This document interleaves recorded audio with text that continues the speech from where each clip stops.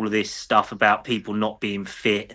Well, they've been training off the pitch for 4 or 5 weeks now to try and get fit. Well, if they're not, then don't put them on the team sheet. I'd rather see Mikey Moore on there because he scored a cracking goal the other night, and he can't even get on the team sheet. So if you're going to do that, you might as well play Solanke, Scarlett, and Moore in a front three and do something like that. Because if our other players ain't going to turn up, at least give these guys a chance for it. Yeah, fair enough. Wes, do you agree regarding Solanke? Yeah, I think Solanke was almost. He's when I've watched him, he's like that player you didn't realise you kind of needed until you had him. But Yeah. completely agree with Callum. I don't think it's been something that's happened like the last few weeks. I think it's something that's been happening for a long, long time, where he's just feeding off absolutely nothing. And then because he's not getting any service, I think a lot of people then start to question, well, what does he actually do? He's not really contributing, all of this kind of stuff. I mean, the flick for Odebear's second goal on Thursday was absolutely ridiculous.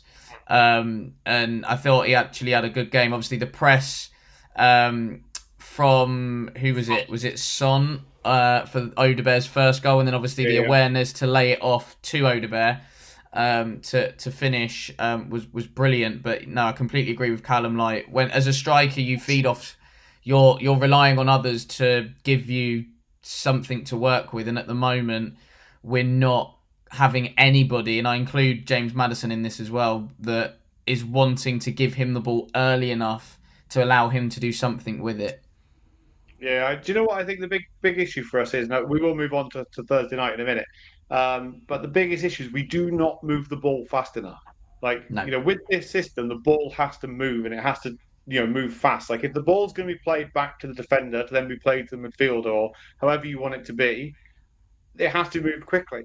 But the moment, and the other thing is, we saw on Thursday night, right?